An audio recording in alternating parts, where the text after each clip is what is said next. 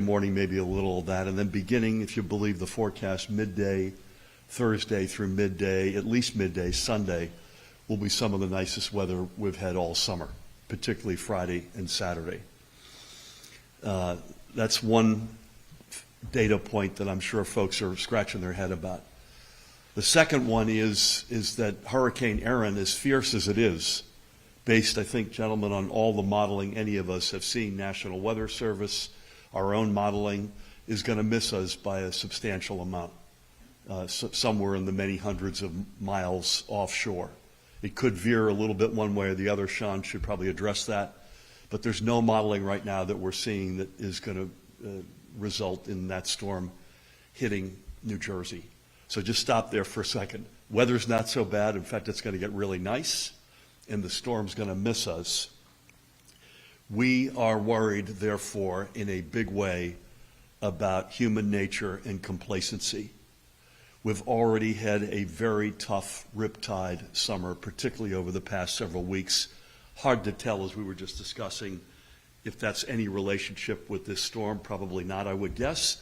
But we lost a precious soul in Seaside Heights. We lost a young girl in Belmar. And we've had stories all summer long of dangerous rip currents and rip tides. That will intensify to a very high level. In fact, it's intensifying as we speak. And secondly, wave heights, including onshore. Never mind the 40-foot waves that'll be several hundred miles out in the ocean. You've already got heightened levels on our beaches. I was in Long Branch yesterday, and you can see the ocean is quite angry. And those wave heights are now sort of in the 5, 6, 7 foot range. That will get into low double-digit feet on I think Thursday, Sean, into Friday. And so just let's stop right there. This is no time to be complacent.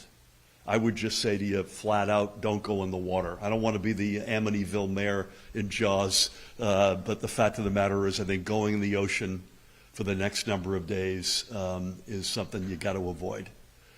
Not a whole bunch, but at least some Jersey Shore towns have already made that decision at their own beaches. Sean and we have made that decision for Island Beach State Park, which is the one shore beach that we control. There's nobody's allowed to go in the water. And that doesn't mean you can't enjoy the beach. You can't enjoy the shore. You can be on the beach, sunbathing, playing ball. We'll look the other way if you want to have a beer. Walk the boardwalks, go to the restaurants, have a great amusement parks. Remember, this storm's going to miss us. So it's other than tomorrow and maybe a little bit of Thursday, there's no rain involved. But we are hyper concerned, first and foremost, about complacency, particularly when the weather is really good Thursday afternoon through Sunday, in terms of people sort of thinking about going in the water, because these rip currents are brutal. If you're caught in one, again, I'd love Sean to add to this, and Pat, the advice is to swim parallel to shore. First of all, stay calm. They always say stay calm. Like when a bear shows up on your back porch, stay calm. Easier said than done, but in this case, try to stay calm and swim parallel to shore until the current sort of subsides, and then come in on a perpendicular to the shore. But please don't even go in the water. So that's our first huge concern right now. We'll keep you posted on ready.nj.gov, at GovMurphy on X. Is another source, any of our statewide resources. The second concern is the potential for coastal flooding. And the word that we're using and that we use is moderate. Moderate does not mean a little. This means a potential for significant coastal flooding. There's a moment, I think it's Thursday night, guys, where the high tide will coincide with the high waves. And the intensity of the impact of this storm. That's a particular period of concern Thursday night into Friday. Sean will remind us that this also means potential flooding for the tidal rivers inland. But I think most of the focus or concern right now is on coastal flooding. So those are the double-headed reasons why we wanted to speak with you this morning. Again, ready.nj.gov, number one. Number two, just don't go in the water. We're about to get on a call with all the shore mayors and county executives, the three of us and Dan and Tim and others right after this. We're going to make the same point. I don't think it'll come to it, but if it helps, you know, we have the ability, we believe, to declare a state of emergency and have that blanket access to water up and down the entire Jersey Shore. I think we're seeing a lot of really responsible mayors take steps already. You've already seen some of that: Wildwood, Atlantic City, Seaside Heights, to pick three that have taken steps. But folks, please, please, please take this seriously. Particularly push back on complacency, on the human nature of, gosh, it's beautiful outside, let's sneak a quick dip in the water. This is not the week to do that. And if things change, particularly if they change for the better, we'll be the first folks to raise our hand and say, you know what, this was not as bad as we thought, and you should feel good. All the shore towns are really good, and I know Island Beach is really good with the flags and the red, the yellow, the green. You got a lot of red flags up this week. Again, that doesn't mean you can't have fun on the shore. This is one of the biggest weeks of the summer, but we cannot lose any more precious souls, and obviously we need to anticipate what could be meaningful flooding on the back end of this. Deep thanks for coming out. I'm going to ask Colonel Pat Callahan to say a few words, and Commissioner Sean LaTourette, and the three of us, with the help from Dan and Tim and others, will answer any questions you have. Colonel, come on down. Thanks, Governor. And I'll just echo some of the Governor's remarks with regards to complacency.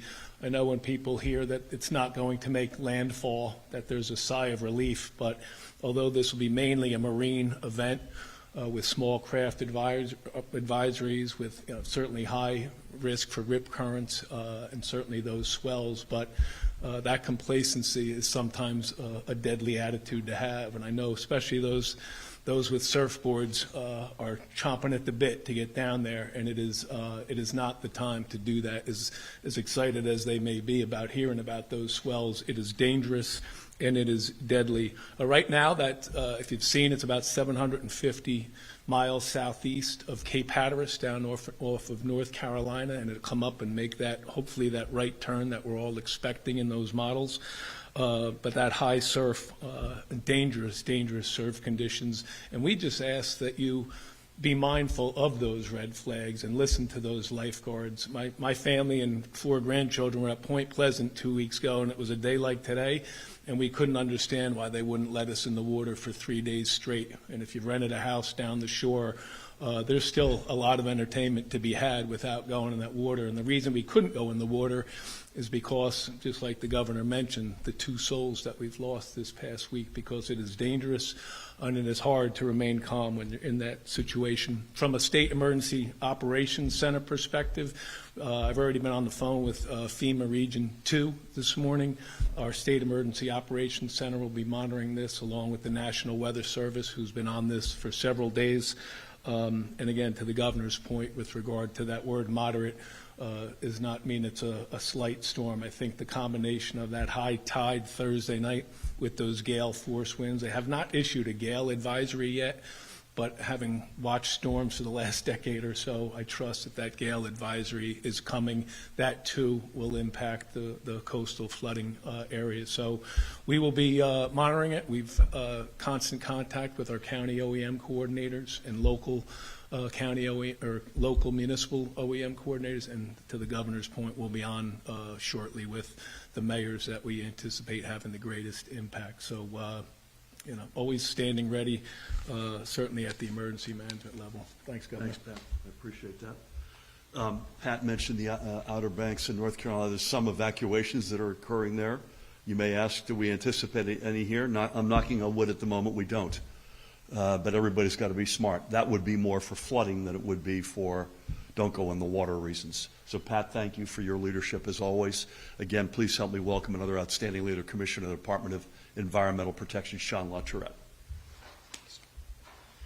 Well, thank you, everyone, for joining us. As the Governor and the Colonel mentioned, the conditions along the shore are serious, not only do we have Erin approaching, but we've been dealing with more localized wind conditions as well in the recent weeks, and certainly in the last 2 days, that have created or lent to an increase in that riptide occurrence. So as of this morning, we have closed Island Beach State Park. As the governor mentioned, that's the one state park that we have on the shore that folks can swim at. We've closed that to swimming, but as the governor mentioned, there is many great activities that you can enjoy while avoiding the swimming, and so Island Beach will be open for that. One of the things to be really mindful of here is, as we expect the storm to move north and then begin moving more eastward over the next several days, the cone of influence for that storm, the way that its winds affect the tides, will extend west toward us by several miles. And so that is going to increase wave heights, right, up to some estimates put it around 13 feet above normal. And if you'd like to see what normal is and what actual recorded wave heights are, you can download the My Coast app, which is something the state offers for all of our residents, and you can see the activity at your nearest tide station. So I'd encourage everyone to do that, or go to My Coast NJ, where you can also see that same information online. The governor made an important point about tidal influence in our riverine communities, right? The Delaware River is tidal up to Trenton, and the effect of the tides on our river systems can increase flooding conditions in particularly urban communities that are far from the Jersey Shore, and that's something to be really mindful of. As we see 12 or more feet height in waves, we can see the coastal flooding conditions that we typically experience be exacerbated along the Atlantic coast, and particularly along the Delaware Bay shore. But as we have tidal influence in the Newark Bay, up the Passaic River, and in the Hudson, we want to be mindful of those flooding conditions there as well. Between last Tuesday and yesterday, the DEP's Office of Coastal Engineering has conducted a pre-storm coastal erosion survey along all 210 miles of our coastal beaches, from the Raritan Bay beaches down the Atlantic coast and into the Delaware Bay, so that we can benchmark the conditions and the effect of this storm, so that if there is severe coastal erosion, we work with the governor and his team, including the Chief of Staff Hillman and Dan Kelly from the Governor's Office of Disaster Recovery, to work on potential funding if that's necessary. We hope it's not. But do please stay out of the water if at all you can. I understand how enticing it is. We work so hard to keep it clean and wonderful for you. But staying out of the water is your best bet for the next several days. It will peak on Thursday, or is expected to, but even as the storm moves further north and then east, we could still see the impacts of that wave increase and that wave action increase through the beginning of the weekend. So vigilance is key, and be going to ready.nj.gov as often as you can. Thank you. Thank you, Sean. I just want to underscore something that, Sean, thank you for that. Mentioned sort of places you wouldn't associate with the Jersey Shore. The three of us know all too well, our colleagues know all too well, some of the worst flooding and unfortunate tragic fatalities have taken place in our 8 years together. Different types of storms, admittedly, but in places like Elizabeth or Irvington or Hillsborough, none of which you'd associate with the Jersey Shore. Again, different characteristics on those storms, but don't underestimate Sean's point about some of this coming inland. And then secondly, I hope I'm wrong, Dan, but I'll be shocked if we don't have some beach erosion here. And they're the usual suspects, and there are certain parts of the shore that we've been chasing our tail on for decades. Not too far from Island Beach, just north of that, Ortley Beach, Bay Head, down south in the Wildwoods would be two areas that are perennially challenges that we try to work with the feds and the local communities to do our best to push back on that. I hope I'm wrong about that, but with the nature that we're expecting, my guess is questions you've got. Governor, could you speak to the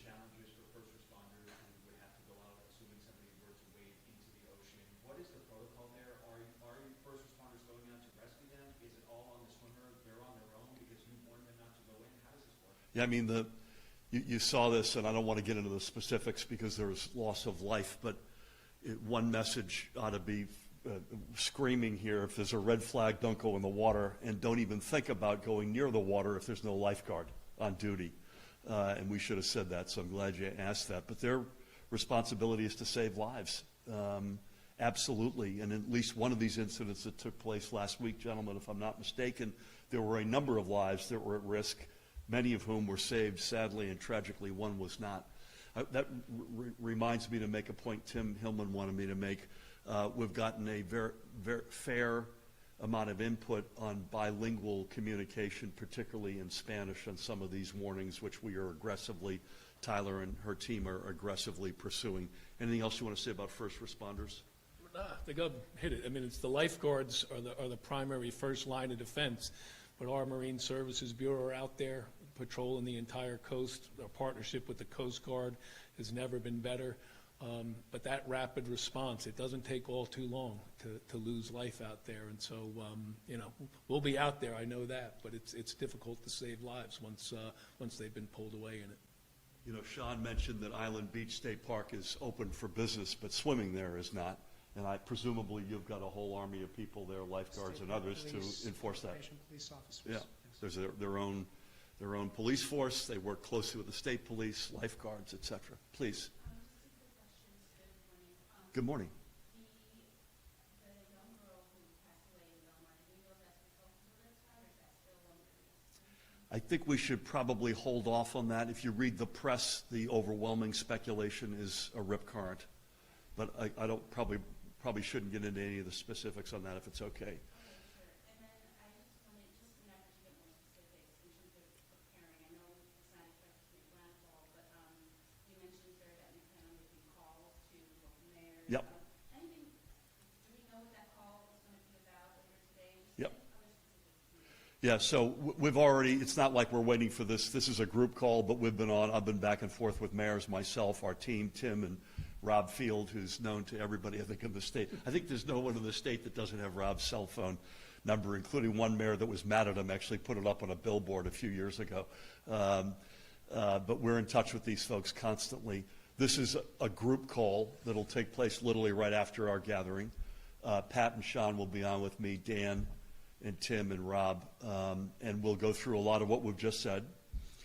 We'll probably raise more as an offer of help than bigfooting, whether or not it would help local communities' message against complacency if we were to come in and say there's no swimming on the Jersey Shore through X day. That's something we'll probably test with these mayors if they want that. We would still reserve the right, if we think even if they didn't want it, that we would need to do it. As Dan reminded me, we closed beaches during COVID, so we have the authority to do it, but that's something we want to talk to them about. I think we're going to plead with them to put the red flags up until further notice. Is that fair to say, guys? And to make sure their messaging is amplified by us, and that they can amplify our messaging as well, including you could still have a great time on the shore this week. Lots of pools. Again, it's a weird dynamic, admittedly. You're not going to have thunder, lightning. You might have a little rain tomorrow, a little bit into Thursday morning, but this is largely a good weather week. So there's really no restriction other than swimming in the ocean in terms of what you can do, and that's a message we want to make sure people get out. This is one of the biggest weeks of the summer. Thank you. Sir. Governor, you said that you have the opportunity to go to the beaches right now. You know, when I live, we're thinking about what needs to happen in order that you close the beaches. I think most of this, you should expect, I think most of this will be done at the community level. You're starting to see the dominoes fall. We've got up and down the shore, whether it's county executives or shore mayors, an incredibly responsible group of leaders who we've worked with now for 8 years through thick and thin, including bad storms and COVID, to pick two examples. So I personally am optimistic that the right decisions will get made locally, and you're starting to see that as we speak. You saw Tony Vaz in Seaside Heights, for instance, very aggressively responding to the tragedy there. You've seen Wildwood, Atlantic City, I think now Asbury Park, Island Beach State Park. I hope that folks would look to us in terms of, at least to some extent, a role model on decisions on this. Sean, with our support, has made the decision to ban swimming at Island Beach State Park, which is our big exposure on the shore. That's a 10-mile stretch of beach, gorgeous, by the way. Voted a few years ago #1 state park in America. Had to get that in. So I would hope that, but if we think that in particular the shore mayors and county executives need help in amplifying and sort of strengthening the message that they're trying to deliver locally, we're open to helping them in any way we can, including a blanket step. Right now, my gut tells me we won't need to do that, but that's something that we at least have on the table as an option. And Governor, just to be clear, the timeline that's most concerning is Thursday night into Friday. Is that You guys should come in on this. Although it's right now in terms of rip current. Okay. So, Yeah, so the rip currents have been increasing in recent days, and we've had an experience growing over the last several weeks with rip currents in New Jersey or off our coast. As the storm makes its way, it's closest to or closest to us on that Thursday. So the effects are expected to be, the precipice at that point, right? But even as it moves further away from us, right, because it's going like this, right? It's making a bend. Even as it moves further away from us, the winds will still affect us. And so you can expect these conditions likely into at least the early part of the weekend.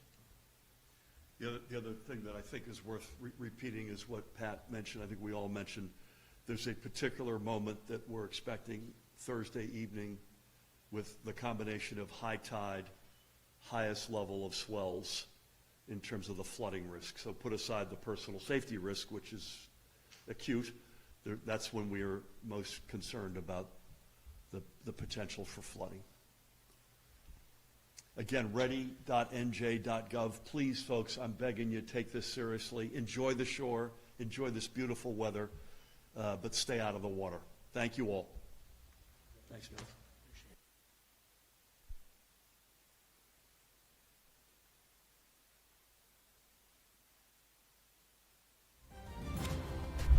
This has been breaking news.